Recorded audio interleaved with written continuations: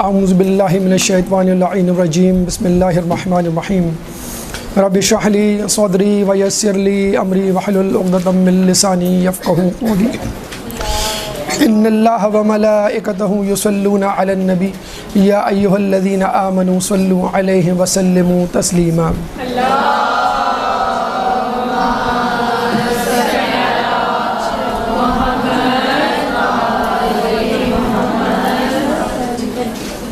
مقام سیدہ بروز محشر، یہ ہمارا آج کا عنوان۔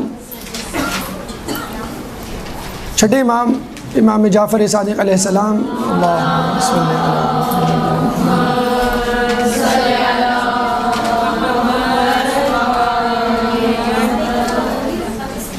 مقام سیدہ بروز محشر، چھٹے امام کی حدیث ہے۔ جب ان سے اِنَّا أَنزَلْنَاهُ فِي لَيْلَةِ الْقَدْرِ کی تفسیر پوچھی گئی تو آپ نے کہا کہ لیل سے مراد ہماری جدہ فاطمہ اور قدر سے مراد خود اللہ سبحانہ تعالیٰ ہے، یعنی فاطمہ اللہ کی ایک رات، اللہ کے رازوں میں سے ایک راز۔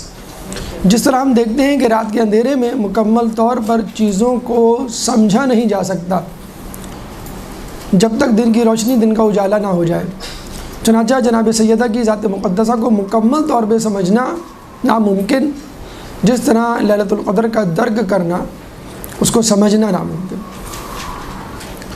اور پھر ہم یہ دیکھتے ہیں کہ خود رسول فرماتے ہیں کہ مجھ کو کسی نے نہیں پہچانا سوائے علی کے اور اللہ کے، اور علی کو کسی نے نہیں پہچانا سوائے میرے اور اللہ کے، اور ہم دونوں کو کسی نے نہیں پہچانا، اللہ کو کسی نے نہیں پہچانا سوائے میرے اور علی کے۔ تو جب رسول اور علی کی معرفت ممکن نہیں تو پھر کس طرح جناب سیدہ کی معرفت ممکن ہوگی؟ بلکہ ہم دیکھتے ہیں کہ خود جناب سیدہ وسیلہ ہے ان کی معرفت کا۔ اب یہ سوال یہاں پر پیدا ہوتا ہے کہ جناب سیدہ کی معرفت کب اور کیسے ہوگی؟ تو رجب علی خیاط کے بارے میں کہا جاتا ہے کہ لوگوں کو میری معرفت نہیں، میری معرفت اس وقت ہوگی جب روز محشر ہوگا یا امام زمانہ کا ظہور ہوگا۔ چنانچہ بی بی سیدہ کی حقیقی معرفت اس وقت ہوگی جب روز محشر برپا ہوگا۔ روز محشر کہ جس کے بارے میں کہا جاتا ہے کہ ہر نقاب الٹ دی جائے گی، ہر نیکوکار کی نیکی واضح کر دی جائے گی، ہر گناہ گار کا گناہ واضح کر دیا جائے گا، چاہے کتنا ہی چھوٹے سے چھوٹا کیوں نہ ہو۔ فَمَن يَعْمَلْ مِثْقَالَ ذَرَّةٍ خَيْرًا يَرَهُ فَمَن يَعْمَلْ مِثْقَالَ ذَرَّةٍ شَرًّا يَرَهُ، کہ جو چھوٹی سی چھوٹی نیکی کرے گا وہ بھی دیکھ لے گا، اور جو بڑی سے بڑی نیکی کرے گا، چھوٹی سی چھوٹا گناہ کرے گا وہ بھی دیکھ لے گا۔ یہ وہ روز محشر کے جس کے بارے میں کہا گیا یا لیتنی کنت ترابا، یعنی کافر کہے گا کہ کاش میں مٹی میں ہوتا۔ ہر چیز واضح اور روشن کر دی جائے گی، اور شاید یہی وجہ ہے کہ کفار پریشان ہوں گے کہ آج ان کا سارا کتا جدہ کھول کے بیان کر دیا جائے گا، حتیٰ کہ زمین بھی اپنے دفینے نکال کر باہر رکھ دے گی۔ وَأَخْرَجَتِ الْأَرْضُ أَثْقَالَهَا، اور زمین اپنا بوجھ آشکار کر دے گی۔ چنانچہ روز محشر وہ دن ہے کہ جب نیکوکار خوش ہوں گے اور گناہ گار اداس ہوں گے، ان کے چہرے پہ ایک سیاہی، ایک مایوسی چھائی ہوئی ہوگی۔ تو آئیے دیکھتے ہیں کہ اللہ تعالیٰ نے روز محشر جناب سیدہ کے مقام کو کس طرح واضح اور آشکار کیا ہے۔ لیکن اس سے پہلے کہ ہم جناب سیدہ کے مقام کو روز محشر دیکھیں، ہم یہ دیکھتے ہیں کہ خود جناب سیدہ کی کنیزوں کا کیا مقام ہے اللہ کے نزدیک، اہل بیت کے غلاموں کا کیا مقام ہے اللہ تعالیٰ کے نزدیک۔ کہتے ہیں کہ بنو عباس کے بادشاہ نے جب یہ مذموم حرکت کرنے کی کوشش کی کہ شیعوں کو جھٹلایا جائے، اور یہ اعلان کروایا کہ اگر شیعہ سچے ہیں تو ان کی آئمہ کی قبروں کو کھود کے دیکھو، اگر ان کے جسم سلامت ہیں تو یہ سچے ہوں گے، ان کا عقیدہ صحیح ہوگا، ورنہ غلط۔ تو ہمارے مجتہدین علماء نے اس وقت بر وقت مداخلت کی اور یہ کہا آئمہ تو دور کی بات، آئمہ کے غلاموں کی قبروں کو کھود کے اگر دیکھا جائے تو ہمارا عقیدہ ہے کہ وہ اپنی قبروں میں صحیح سلامت ہوں گے۔ چنانچہ جناب حر کی قبر کو کھود کے دیکھا گیا تو ان کا جسم تر و تازہ صحیح سلامت، حتیٰ کہ بی بی سیدہ کا وہ رومال جو امام حسین نے ان کو تحفتاً دیا تھا ان کے ماتھے پہ بندھا ہوا تھا اور اس میں سے تازہ خون ابل رہا تھا۔ تو جناب حر کو یہ فضیلت، یہ مقام و مرتبہ جناب سیدہ کے احترام کی وجہ سے ملا کہ جب 2 محرم کو آپ نے امام حسین کا راستہ روکا تو امام نے پہلے تو سمجھایا، پھر یہ کہا کہ تیری ماں تیرے غم میں روئے، تیرے سوگ میں بیٹھے۔ تو حر نے یہ کہا کہ میں یہی جملہ آپ کی ماں کے لیے نہیں کہہ سکتا، بس یہی وہ احترام تھا کہ جس کی وجہ سے حر کو توبہ کی توفیق نصیب ہوئی۔ تو یہ بی بی کا احترام ہے کہ جو انسان کو رفعت کی بلندیوں پر لے جاتا ہو، بی بی کا غلام ہو یا بی بی کی کنیز، دونوں کی عزت و معرفت لوگوں کے سامنے آشکار ہو جاتی ہے۔ کہتے ہیں کہ بی بی کی کنیز جناب فضہ کی بیٹی شہرہ اور ان کی بیٹی یعنی مسکہ اور ان کی بیٹی شہرہ یعنی پوتی شہرہ بن مسکہ بن فضہ ضعیفی کے عالم میں مکہ مکرمہ کی طرف حج کی غرض سے جانے کا سفر باندھتی ہیں اور ایک لاغر اونٹ حاصل کرتی ہیں، اس پہ بیٹھ کر سفر حج شروع کرتی ہیں، لیکن درمیان میں کسی سبب راستہ کھو بیٹھتی ہیں، وہ لاغر اونٹ جواب دے جاتا ہے۔ اب وہ پریشان لقدق صحرا میں اکیلی تنہا بیٹھی اللہ تعالیٰ سے دعا کرتی ہیں، یا اللہ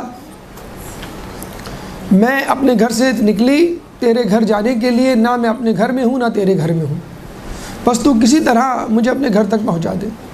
کہتے ہیں کہ یکا یک اچانک ایک شخص نمودار ہوا کہ جس کے ہاتھ میں سواری تھی، اونٹ تھا، اس اونٹ پر بیٹھنے کو اس نے کہا تو جناب شہرہ بنت مسکہ بنت فضہ اس پہ بیٹھ گئی اور وہ بجلی کی کوند کی طرح وہاں سے غائب ہوا اور مکہ مکرمہ پہنچ گیا۔ تو آپ دیکھیے کہ بی بی کی کنیز کی بیٹی یعنی جناب فضہ کی پوتی جناب سیدہ کا واسطہ دیتی ہے، اللہ سے دعا کرتی ہے اور اللہ تعالیٰ کس طرح موجوداتی طور پہ اس کی منزل تک پہنچاتا ہے۔ تو ہم بھی علماء نے فاطمہ اور کنیزان سیدہ ہونے کے ناطے کوشش کریں تو اللہ تعالیٰ ہمیں گمراہیوں کے اندھیروں سے، گناہوں کی دلدل سے نکال کر صراط مستقیم اور اپنی منزل تک پہنچا سکتا ہے۔ پھر اسی طرح آپ کی ایک کنیز ام ایمن کے بارے میں ملتا ہے کہ مثل بلال وہ بی بی کی شہادت کے بعد مدینہ چھوڑ گئیں۔ اس طرح حضرت بلال نے مدینہ چھوڑ دیا رسول کی شہادت کے بعد کہ وہ جگہ جہاں پہ رسول بیٹھا کرتے تھے، کھڑے ہوا کرتے تھے، محفلیں جماتے تھے، ان کو دیکھ کر رسول کی یاد آتی تھی اور رسول کو نہ پا کے وہ بہت اداس ہوتے تھے، چنانچہ انہوں نے مدینہ کو خیر آباد کہہ دیا۔ اسی طرح ام ایمن جناب سیدہ کی شہادت کے بعد مدینہ چھوڑ دیتی ہیں کہ مسجد نبوی، حجرہ سیدہ، محراب عبادت، چکی، غرض ہر جگہ جس سے جناب سیدہ کو کوئی نسبت تھی اس کو دیکھ کر ان کا دل بھر آتا تھا۔ جب وہ مدینہ کو خیر آباد کہہ کے جانے لگی اور ان کا گزر ایک صحرا سے ہوا تو ایک صحرا میں جا کر وہ راستہ بھٹک گئی اور نوبت بھوک پیاس فقر و فاقے کی آ گئی۔ پیاس کی شدت اور بھوک کی شدت نے ان کو پریشان کر دیا اور قریب المرگ جیسی کیفیت ہو گئی۔ چنانچہ انہوں نے اللہ سے سچے دل سے دعا کی۔ کہتے ہیں کہ آسمان سے اسی وقت ایک ڈول پانی کا رسی سمیت نازل ہوا اور اس ڈول کے پانی سے انہوں نے اپنی پیاس بجھائی، اور کہتے ہیں کہ اس پانی کو پینے کے بعد 7 سال تک ان کو نہ بھوک لگی نہ پیاس۔ تو بی بی سیدہ اپنی غیر موجودگی میں لقدق صحرا میں اپنی کنیز کے لیے پانی کا بندوبست کر سکتی ہیں۔ تو ہم لوگوں کے لیے کہ جو ایمان کو ترسے ہوئے ہیں، اور جو اسلام کی غذا کے متلاشی ہیں، بی بی سیراب کیوں نہیں کر سکتی؟ تو بی بی کی کنیزوں، بی بی کے غلاموں کا احوال سننے کے بعد ہم یہ سمجھتے ہیں کہ اگر بی بی کی محبت کسی کے دل میں جاگزی ہو جائے تو اللہ تعالیٰ اس کو کامیابی سے، فلاح سے ہمکنار کرتا ہے۔ اب آئیے روز محشر، روز قیامت کی طرف چلتے ہیں اور دیکھتے ہیں کہ اللہ تعالیٰ نے روز محشر بی بی کو کیا مقام عطا فرمایا ہے۔ دیکھیے روز محشر خود محتاج ہے رسول اللہ کی دعا کا کہ جس دن ایک نفسہ نفسی ہوگی، افراتفری ہوگی اور لوگ پریشان حال ہوں گے، تو رسول اللہ سجدے میں جا کر جہاں امت نفسی نفسی کہہ رہی ہوگی، یعنی میں چھٹ جاؤں، میں عذاب سے نکل جاؤں، میں جنت میں چلا جاؤں، وہاں رسول اللہ امتی امتی کہہ رہے ہوں گے، اور اس کے بعد اللہ تعالیٰ کا غضب آپ کی دعا سے، آپ کے سجدے سے ٹھنڈا ہوگا۔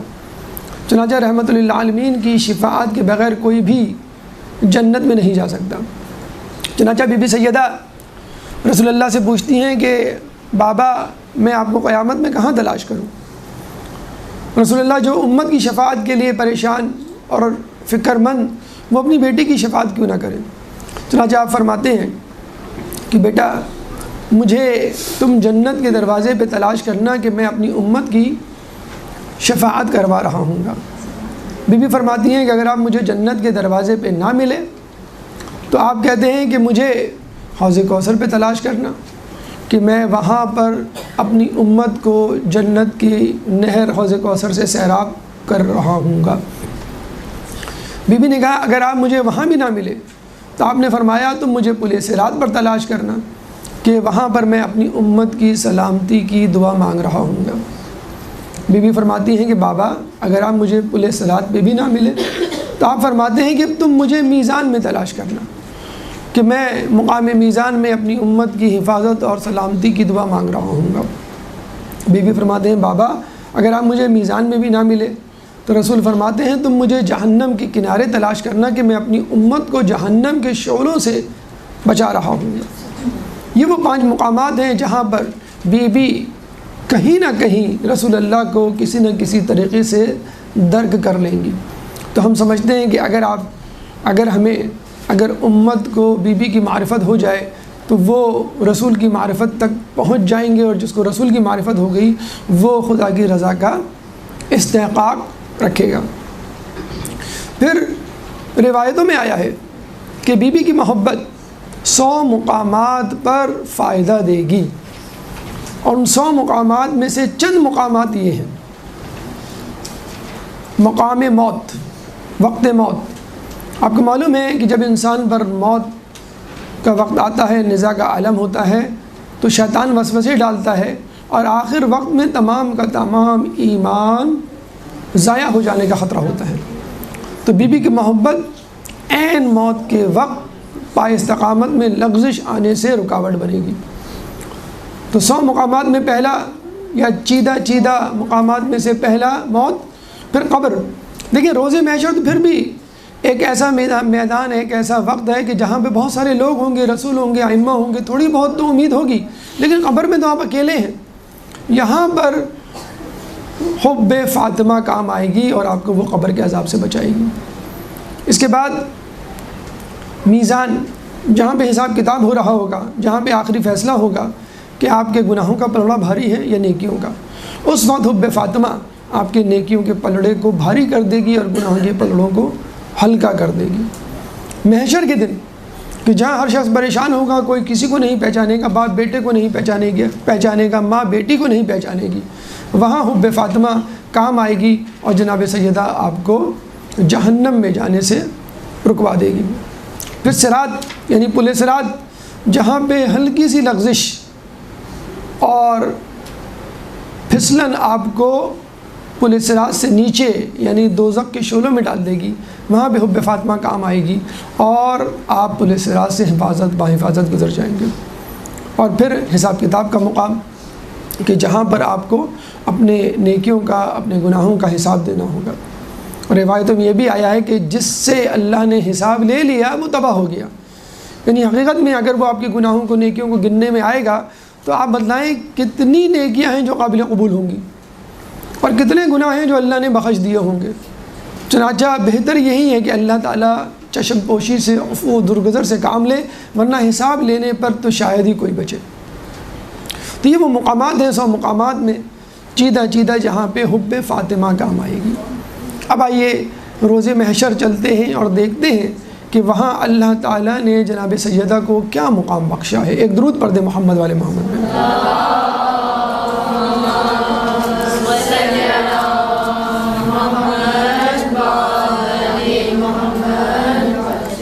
ایک طویل حدیث کہ جس میں رسول اللہ نے قیامت کا منظر پیش کیا ہے اور اس کے ساتھ ساتھ بی بی سیدہ کے مقام کو واضح کیا ہے. آپ کے سوال پر کہ روز محشر کیسا ہوگا، وہاں کس طرح لوگ محشور ہوں گے، تو رسول اللہ نے گفتگو کا آغاز کرتے ہوئے اپنی بیٹی کو بتلایا کہ روز محشر جس شخص کے لیے زمین سب سے پہلے شگافتہ ہوگی وہ میں ہوں گا. اس کے بعد دوسرا شخص جس کے لیے زمین شگافتہ ہوگی وہ حضرت ابراہیم ہوں گے. اس کے بعد تیسرا شخص جس کے لیے زمین شگافتہ ہوگی وہ علی ابن ابی طالب ہوں گے. اس کے بعد جبرائیل علیہ السلام 70,000 فرشتوں کے ساتھ اور 7 خیموں کے ساتھ تمہاری قبر پہ وارد ہوں گے. ان 7 خیموں کو تمہاری قبر کے آس پاس لگا دیا جائے گا. پھر اسرافیل علیہ السلام جنت سے 3 نورانی حلے لباس تمہارے لیے لے کر آئیں گے جن کو تم زیب تن کرو گی. اس کے بعد تمہاری وہاں سے روانگی ہوگی اور رقائل نامی ایک فرشتہ ایک نورانی اونٹ کی مہار ہاتھ میں لیے تمہاری سواری کا انتظام کرے گا. یہ اونٹ کی مہار موتیوں کی بنی ہوئی ہوگی اور اس کے اندر سونے کی ڈوری ہوگی. جب اسرافیل علیہ السلام رقائل علیہ السلام نامی فرشتہ تم کو لینے آئے گا تو اس کے ساتھ 70,000 فرشتے ہوں گے. تم جب کچھ فاصلہ طے کرو گی تو 70,000 حوریں تمہارا استقبال کریں گی. پھر کچھ فاصلے پہ میدان محشر میں مریم بنت عمران تمہاری مادر گرامی خدیجہ بنت خویلد اور آسیہ بنت مزاحم. اور آپ کو معلوم ہے کہ کائنات کی 4 معتبر ترین خاتون، باعظمت خاتون، بہترین زنان یہی 4 ہیں، جناب سیدہ، جناب خدیجہ، مریم بنت عمران، آسیہ بنت مزاحم. اور ان تینوں خاتون آسیہ بنت مزاحم، مریم بنت عمران اور خدیجہ بنت خویلد کا استقبال کرنا بی بی سیدہ کا بتلا رہا ہے کہ بی بی سیدہ ان 4 میں سب سے بہتر ہے، سب سے افضل ہے. اس کے بعد یہ قافلہ چلے گا اور محشر کے مقام پر آئے گا. 70,000 حوریں آپ کے ساتھ ہوں گی اور چشم زدن میں آپ پل صراط کو عبور کریں گی. اس موقع پر ایک منادی ندا دے گا، ایھا الناس غضوا ابصارکم ونکسوا رؤوسکم فإن فاطمہ بنت محمد تجوز علی صراط. اے لوگوں، اپنی نگاہوں کو نیچے کر لو اور اپنی گردنوں کو جھکا لو کہ فاطمہ بنت محمد جب تک پل صراط سے نہ گزر جائیں، اور تم کو اس حالت میں کوئی نہیں دیکھے گا سوائے علی ابن طالب کے اور ابراہیم علیہ السلام کے. اس کے بعد نورانی ممبر لگایا جائے گا 7 زینوں والا جس کے ارد گرد فرشتے ہوں گے اور یہی 3 عورتیں بمائے حوا علیہ السلام کے. اور پھر جبرائیل علیہ السلام کہیں گے، اے فاطمہ تمہاری کوئی خواہش ہو تو بیان کرو. جناب سیدہ کہیں گی کہ میں چاہتی ہوں اپنے بیٹوں یعنی حسن و حسین کا دیدار کروں. چنانچہ حسن و حسین کو بلایا جائے گا اس حالت میں کہ امام حسن علیہ السلام سامنے کھڑے ہوں گے اور امام حسین کا سر بریدہ لاشا زمین پر پڑا ہوگا اور اس سے خون ابل رہا ہوگا، جس کو دیکھ کر جناب سیدہ غضب میں آ جائیں گی اور کہیں گی یا الہی میں انتقام چاہتی ہوں۔ پھر جناب فاطمہ کے غضب میں آنے سے اللہ غضب میں آئے گا، اللہ کے غضب میں آنے سے جہنم کے فرشتے غضب میں آئیں گے، اور پھر کہتے ہیں کہ جہنم کی ایک آگ ہب ہب جس کو اللہ تعالیٰ نے اپنے غضب سے 1000 سال تک جلایا ہوگا، بھڑکایا ہوگا، وہ جہنم سے نکلے گی اور امام حسین کے قاتلوں کو چن چن کر اٹھا کر جہنم میں داخل کرے گی۔ اور جب یہ قاتلان حسین جہنم میں جائیں گے تو کہیں گے اللہ ہم تو سب سے پہلے وہ لوگ ہیں جو جہنم میں داخل ہوئے، حالانکہ ہم سے پہلے مشرکوں کو داخل ہونا چاہیے۔ تو اللہ تعالیٰ ان سے کہے گا کہ علم آنے کے بعد گناہ کرنا بدتر ہے علم نہ ہونے پر گناہ کرنے کے۔ تم لوگوں نے علم ہونے کے باوجود کہ ہم کس کو قتل کر رہے ہیں، ہم کس کو تکلیف دے رہے ہیں، ہم کس کو ایذا پہنچا رہے ہیں، تم نے اپنے امام کو قتل کیا۔ ایک روایت میں یہ بھی ملتا ہے کہ ایک شخص مثل انسان تلوار ہاتھ میں لے کر آئے گا اور امام حسین کے قاتلوں کو چن چن کر قتل کرے گا۔ پھر دوبارہ مرنے کے بعد ان قاتلان حسین کو زندہ کر دیا جائے گا۔ اس دفعہ علی مرتضیٰ ہاتھ میں تلوار لیں گے اور حسین کے قاتلوں کو چن چن کے قتل کریں گے۔ پھر دوبارہ ان کو زندہ کر دیا جائے گا۔ اس دفعہ امام حسن علیہ السلام تلوار لیں گے ہاتھ میں اور قاتلان حسین کو چن چن کر قتل کریں گے، پھر ان کو زندہ کر دیا جائے گا۔ اس دفعہ امام حسین خود تلوار ہاتھ میں لے کر اپنے قاتلوں کو کیفر کردار تک پہنچائیں گے۔ اس کے بعد پھر دوبارہ ان کو زندہ کر دیا جائے گا۔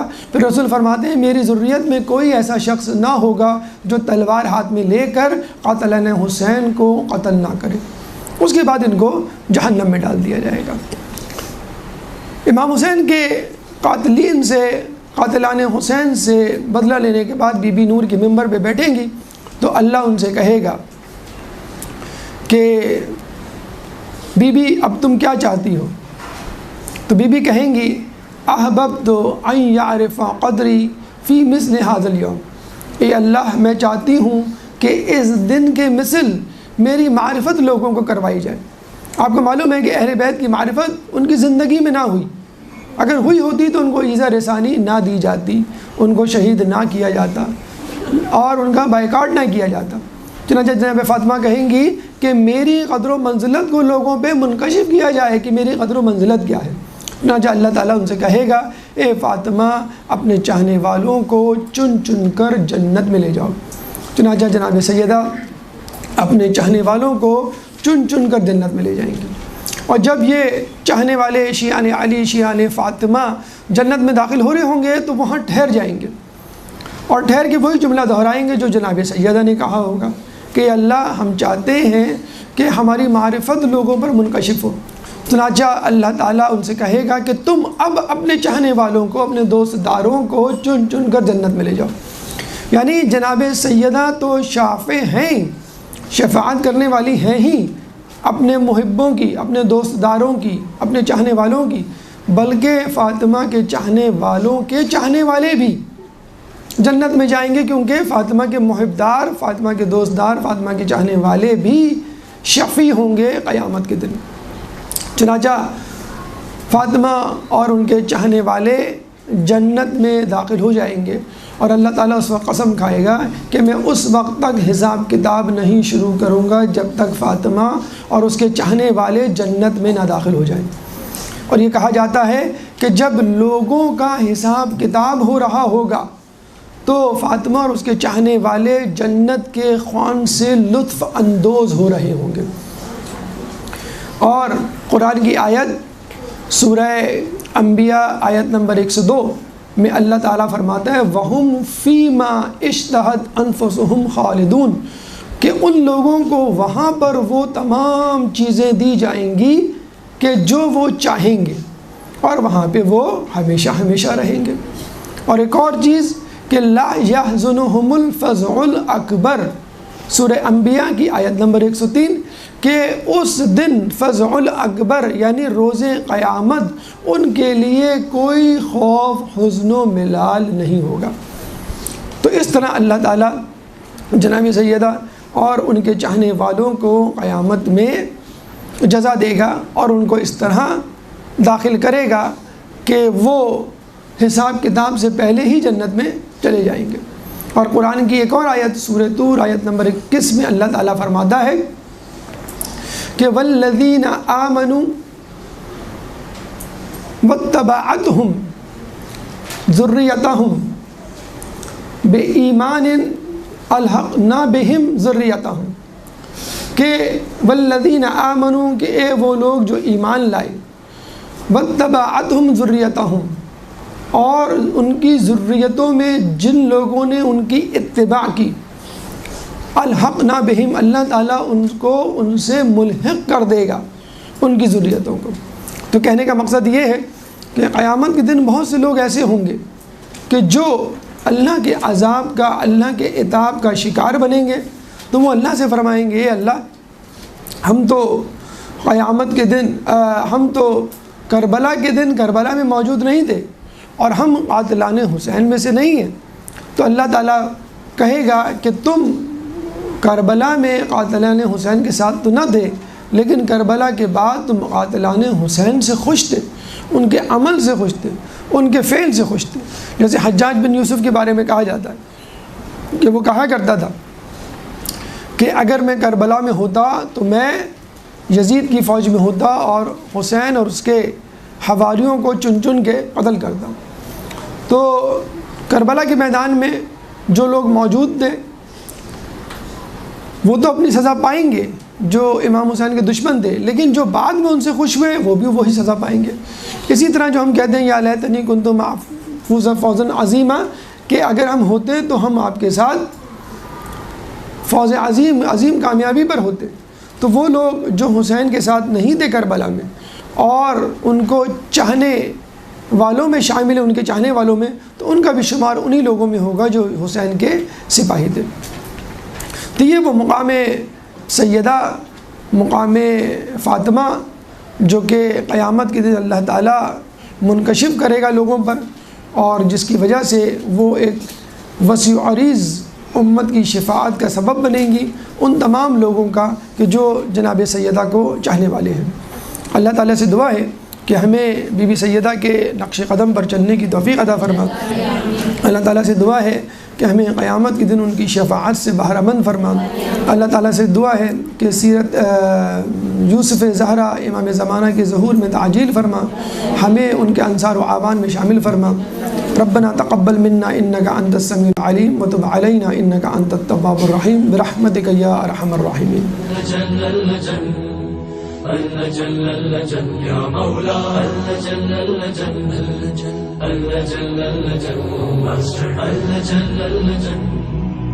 اللجن يا صاحب السماء